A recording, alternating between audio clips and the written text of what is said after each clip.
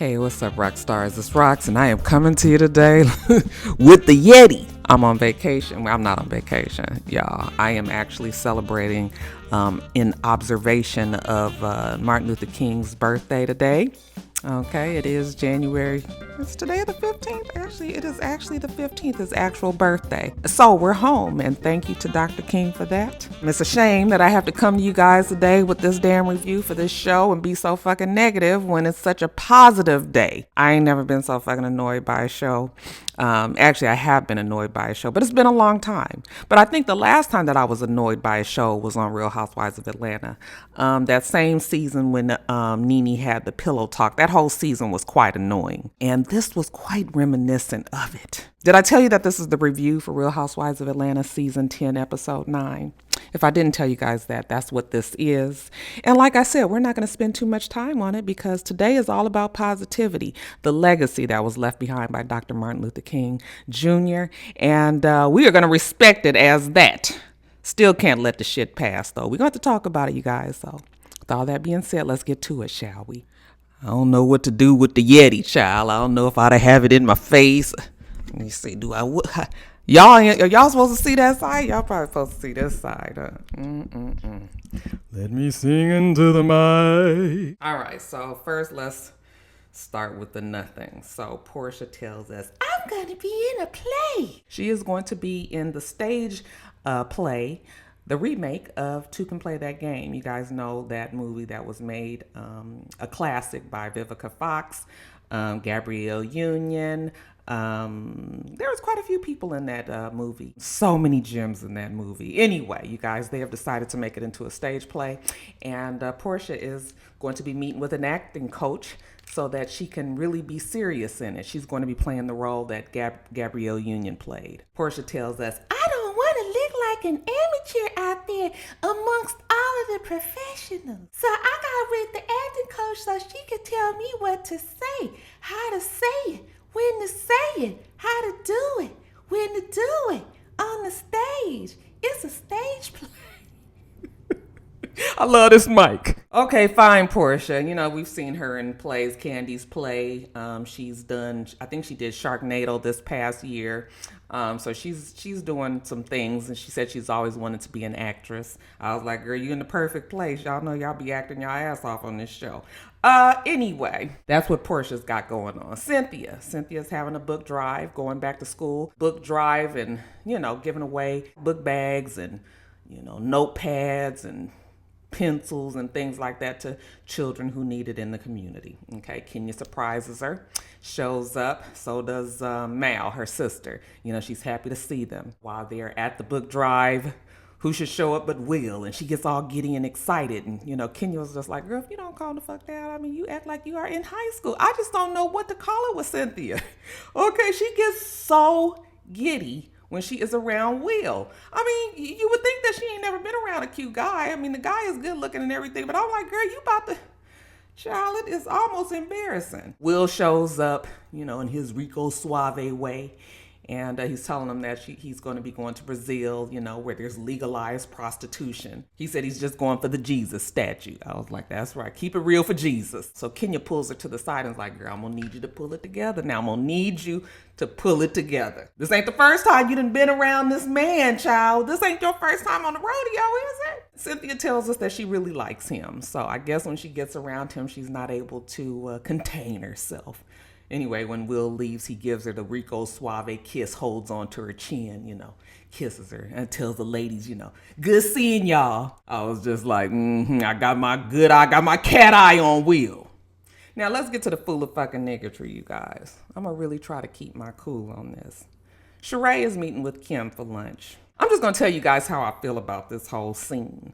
First of all, I'm very disappointed in Sheree. I know that Sheree sells out whatever she has to do to get back on the show. I know she has a huge house note that she has to pay. Okay, bills need to get paid. You got to do what you got to do, right? I understand that. I'm all here for Sheree and the shit that she comes up with, trying to make sure that she's relevant and stays on the show. However, when you sell yourself out to be on an episode with somebody who you know is so fucking negative, who is such a cancer to this show. I had tweeted after I watched the show, I was just done, you guys. You know, because I know that Sheree realizes that Kim is full of shit. And not only that she realizes it, but she still sits by and watches it. Like, I know that her and, you know, Kim are supposedly good friends. She was in her wedding or whatever. But it's still always a time and a place when you can call your friend out and be like, girl, you lying. Stop it. But for Sheree to sit there and entertain all that foolishness that Kim was putting out, I was just like, you know, I'm so disgusted in Sheree. So anyway, let me just back up. Let me just tell you why I'm so fucking mad. First, they get to talking about Portia. Okay, you guys know that Kim has deemed Portia worthy of her friendship. She likes Portia. When Sheree mentions that Portia and Kandi haven't been able to work it out, you know, Kim says, yeah, that shit that happened last season, yeah, that was kind of fucked up. But, you know, on my kid's life, I know about the licking of the box or something like that, implying that Kandi wanted to get with her. When Sheree said, oh my God, I know you're not about to tell me that Kandi tried to lick your box. And when Kim covered her face, you knew that bitch was lying. She did not come out right out her mouth and say it, but she was letting Sheree go ahead with that story. And that shit was so annoying because I was just like, Kim, really, you gonna sit up here and bring this shit up? And they went through all of that last season. They went through all of that stress. We saw how fucking upset Kandi was at the reunion. And then for you to wait for this, I mean, we all the way into episode 9 and here you come talking about this shit. Didn't mention nothing like this before. You know why? Because it's a fucking lie. Kandi has never tried to get with Kim. Kim just likes to get on the camera and just come up with shit. She is a habitual liar. And she's lied about a whole bunch of things in the past. So it's not like I'm coming up with anything new. But it's just like, I just sat there. It was just like, I cannot believe first that Sheree is laughing instead of just being like, girl, you lying. Okay, call her to the fucking carpet for that. You know good and damn well Kandi ain't trying to fuck Kim. Oh, I was so mad. And, you know, Kandi tweeted that, you know, on everything she ain't never tried to get with Kim, and Kim knows that. I was just like, Kandi, we don't believe it. Okay, maybe if it was somebody else, we might have tried to entertain it. But you know what? We're not going to believe this shit from Kim because it's just like, Kim is such an opportunist. Like, she just comes on with whatever. And I don't even know where she got this, how she got this way. Well, actually, I do know how she got this way. She married a football player, okay, and she got her own show, and she started to smell her own self and believe in her own self. And that's all good and everything. You know, I was happy for the success that Kim had, okay, because she was fucked up all that time being with Mr. Big and all of that. So now she got this man, and he's willing enough to lay down in the bed and jump on top of her and give her some kids. So I'm just like, okay, good. But for her to come back in this kind of way, it just burns my butt. Okay. So I'm so sick of Kim already. Let me finish on with the damn review. Nene was supposed to come with them to this lunch.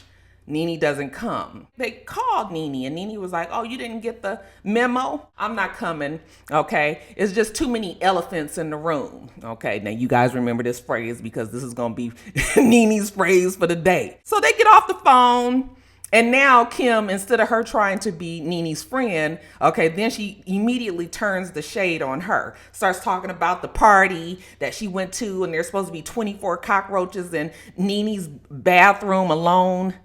Really? First of all, did Brielle actually sit there and count all the fucking cockroaches? Okay? That would be infested with damn cockroaches. You wouldn't even be able to stay in a damn bathroom if it was all these fucking cockroaches running around a damn bathroom. So for her to sit there and say that, I was just so, I mean, we've been through this. We've talked about the bug situation in Atlanta. You can look at Nene's house and tell that she ain't got no fucking infestation of cockroaches. We saw the video, the two little things, whatever they was running around, those were not cockroaches. You know, and for Kim to try to act like she's Nene's friend, but she throws this kind of shade. Okay, you already know how niggas feel about cockroaches. Like, you can't say that we just got cockroaches. That is a personal affront on our cleanliness in our home. Don't nobody want to say you got cockroaches all of a sudden. Don't nobody want to come over your damn house and spend no time with you because you'd be like, I can't even relax. I got to sit on the edge of the damn couch and have my purse in my damn lap. So I'm just like, that bitch know what she doing. And for Sheree to sit there and kiki and laugh and giggle about it, she does tell us that she's going to stay out of it. But all the while, you sitting up there laughing with that bitch. I tell you, let me bring it down because these bitches ain't going to kill me today. And then Sheree get to telling her about her man, Tyrone, and Kim knows Tyrone. And, you know, even though Tyrone used to be shady back in the day, He did whatever he did. If she's in love, then she shouldn't let nobody deter her from that. Whatever. Later on, Sheree is at home. Cairo comes home from school. He's going to cook. They're out on the patio. The jailbird calls. You better call Tyrone. Call him. And in her 15 minutes that she get to talk to Tyrone, she get to telling him about how Nene called him a con artist and all that, and how he was like, yeah, Nene might not want to say nothing about me. I guess Tyrone got some shit on Nene. He tells her, don't worry about Nene. Okay, I guess Nene is a problem that he can fix if he can get his ass out of jail. Oh yeah, he says that jail thing. It's about to come a time when, people will see that he is innocent, that, they hid all this evidence and threw him in jail.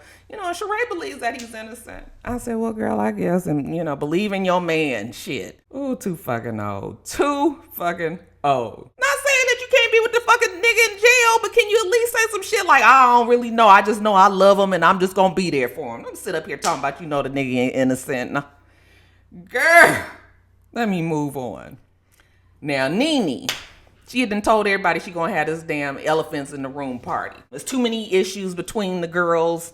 And she's going to invite all of them over to, I thought they were coming to her house, but they were actually going to this little storefront.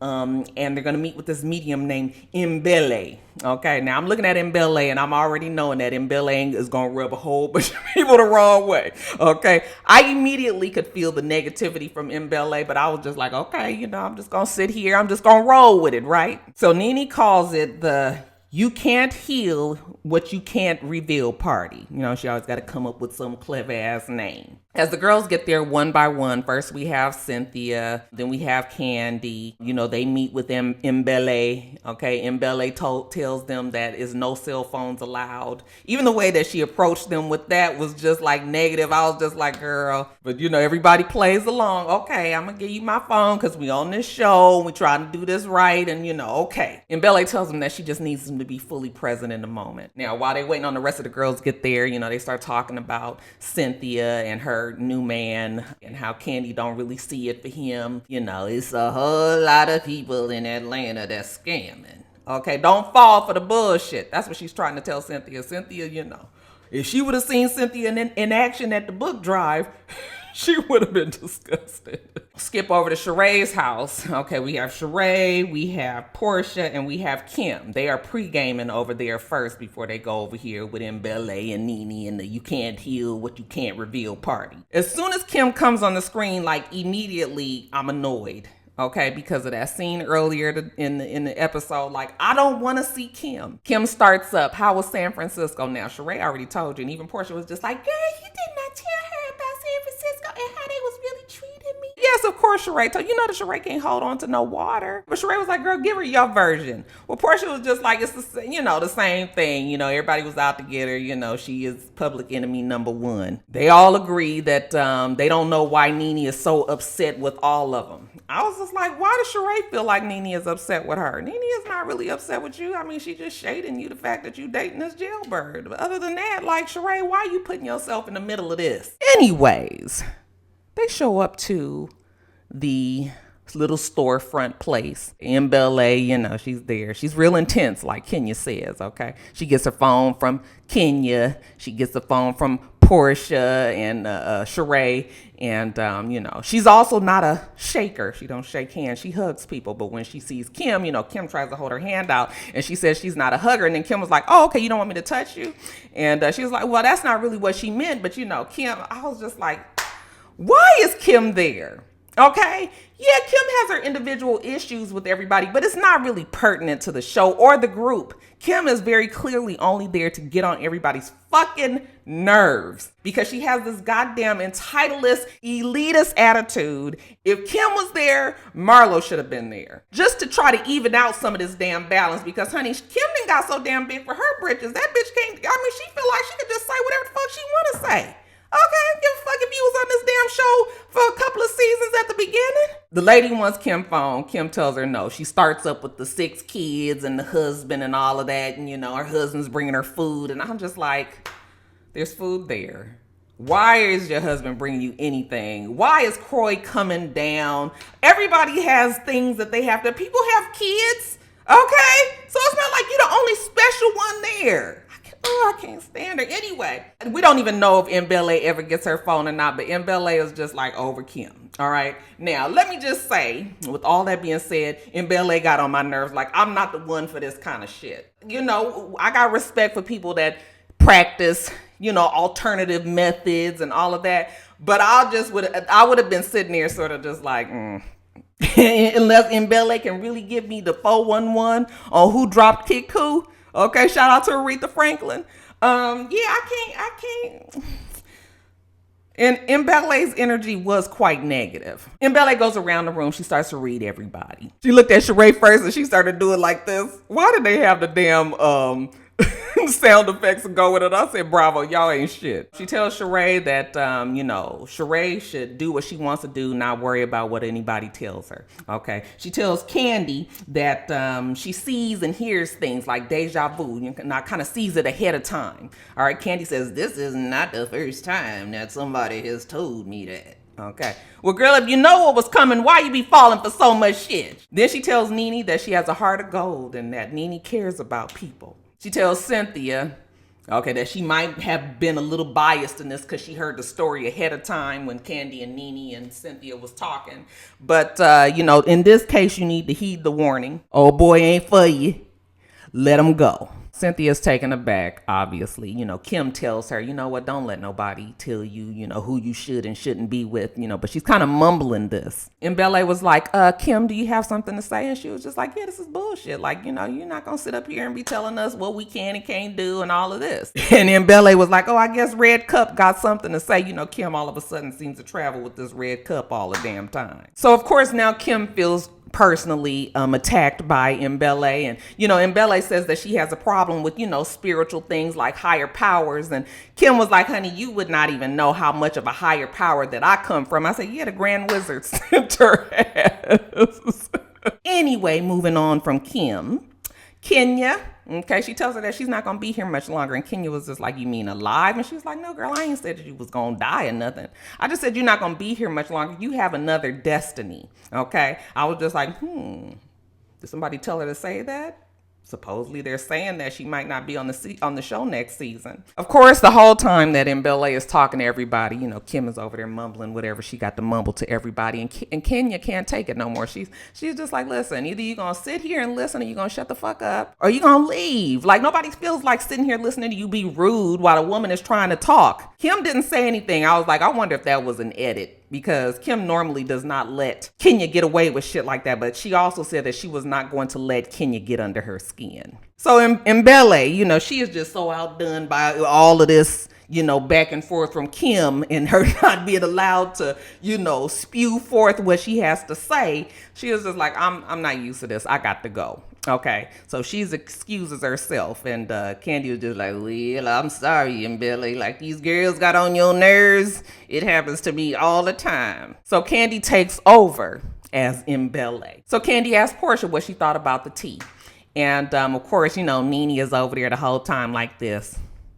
And Portia says, well, that's the exact same attitude that Nene has right now, being childish and not really trying to listen. It's the same attitude she had then as what she has tonight. Like, we can't fix this. I don't even know why we even talking about it. Nene was just like, oh, we trying to jump on that whole thing? Why are we talking about the tea? Because you want to talk about the elephants in the room? Why the fuck you put all these people together when everybody get on everybody's damn nerves? Portia says she's not going to kiss Nene's ass, and that's that. Then Nene points out that Kandi and Portia has an issue. And Kandi was just like, oh, yes, honey, elephants live long. Kandi is still not ready to forgive Portia. At this point, who even cares if Kandi ever does? Then Sheree says, Nene, there's an elephant between us because you have a problem with my boyfriend. And Nene was like, why would I have a problem with your boyfriend? And she was just like, well, you was talking about him being a con artist and everything. Okay, well, who told you that, Sheree? Well, Kandi told me that. Well, I just told her that because I was talking about how much everybody communicates with it. Kandi got thrown on the table. Nene was just like, yeah, but that's a mugshot you talking about. Okay, that nigga is in jail for some years. What they say, 15 years or something on some damn federal charges? Like, totally different thing. Okay, arrest and go to jail Two totally different things. But Nene still keeps on maintaining, like, there's nothing that I need to talk to you about. And Sheree was like, yes, you do, because you keep on bringing it up. And she was just like, there is nothing that I need to talk to you about. And Sheree was just like, what the fuck was the attitude? I was like, Sheree was not going to let nothing like that go. So then they start arguing. Then Cynthia starts up and tries to, interject about, all of the issues that everybody had. Listen. I was over it.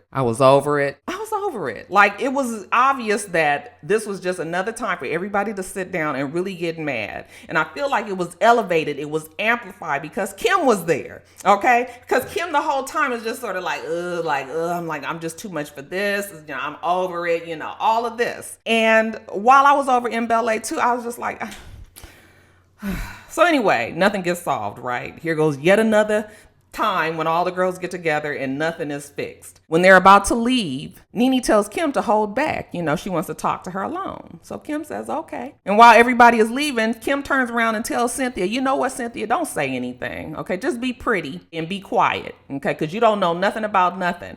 And I was just like, this bitch has her motherfucking nerves. Now, when I tell you that Kim and Cynthia was this close together, all Cynthia had to do was reach out and hit that bitch right in her fucking face. Are you really going to sit there and be this condescending to this woman? Okay, this grown ass woman. What makes you think that you can talk to somebody fucking like that? And for Cynthia to not, Cynthia was just like, why would you tell me to be quiet? Okay? She was trying to take the rational way, but I was just like, Cynthia, this ain't the time. Now, I knew Cynthia was not going to do nothing. Okay? Because now everybody has to protect the bag, right? Okay? You can't be out here fighting and shit. You might get kicked off the damn show.